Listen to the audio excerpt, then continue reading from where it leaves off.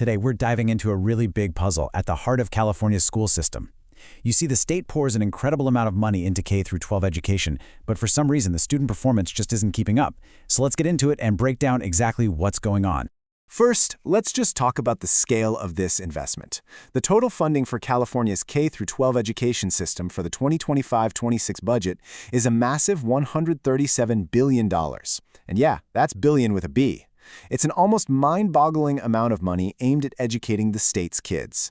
So what does that huge number actually mean for an individual student? Well, it breaks down to nearly $26,000 per student on average. And the source we're looking at notes that when you add in all the funding, that number can climb past $27,000. That puts California right near the top for per-student spending in the entire country. With that kind of cash, you'd be expecting some seriously top-tier results, but that's not what the data is showing us. And this is where that paradox really snaps into focus. When you look at the 2024 results from the National Assessment of Educational Progress, which is basically the nation's report card, the numbers are, well, pretty sobering. Only 29% of California's fourth graders are proficient in reading. By 8th grade, that number actually dips a little lower for reading, and get this, only 1 in 4 students is proficient in math. This right here is the heart of the problem. Record spending, but results that are falling way, way short. So how are we going to unpack all of this? Well, we'll start by really defining the paradox. Then we'll dive into the system's structural flaws and some key state policies. After that, we'll see what we can learn from other places before we look at a potential path forward for California. All right, first up, let's put a clear definition on this disconnect between all that spending and the student outcomes. To put it as simply as possible, the paradox is this.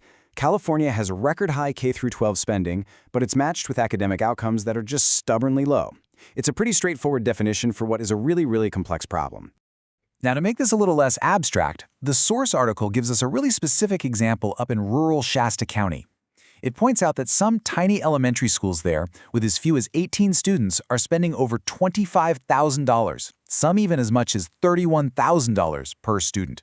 That is way above the national average. But even with that incredible level of funding, academic proficiency is still a huge challenge. It really shows you how the statewide issue is playing out on the ground. So, the big question is, why? Why is this happening? Let's pop the hood and take a look at the system's structural flaws as our source identifies them. Well, according to the article, California has one of the most complex education systems in the whole country. Think about it. You've got the State Department of Education at the very top. Then, underneath that, you have 58 different county offices of education, and under them, over 1,000 local school districts. All these layers of bureaucracy, well, they create a ton of complexity, inefficiency, and a lot of duplicated costs. And where does all that money actually go? This chart tells a big part of the story. In a lot of districts, something like 85% of the entire budget goes directly to labor costs. That's salaries, benefits, and pensions. The source points out the major influence of the California Teachers Association, which, through collective bargaining, helps make sure the vast majority of funds go this way, often prioritizing things like seniority-based pay. Now, beyond the structure and the funding, the source also points to a shift in the curriculum itself. It argues that the system's emphasis has been moving away from core academics and more toward initiatives like social-emotional learning, or SEL, and diversity, equity, and inclusion, what you might know as DEI, along with required ethnic studies. Okay, so now let's look at some specific state policies that our source claims have just added another layer of difficulty to this whole situation. One key policy that gets highlighted is Senate Bill 277, which was passed back in 2015. This law got rid of all personal and religious belief exemptions for the 10 immunizations that are required for kids to attend school in person, and that goes for both public and private schools. The only way around it is a medical exemption. And to really put that policy into perspective, California is one of just a few states that doesn't have these non-medical exemptions. As you can see here, 46 other states plus Washington, D.C. allow them. The source argues that because of this strict policy, thousands of families have ended up looking for alternatives, like homeschooling. So, with all these challenges, you have to wonder, are there better ways of doing things? Let's pivot from the problems for a minute and look at some potential solutions.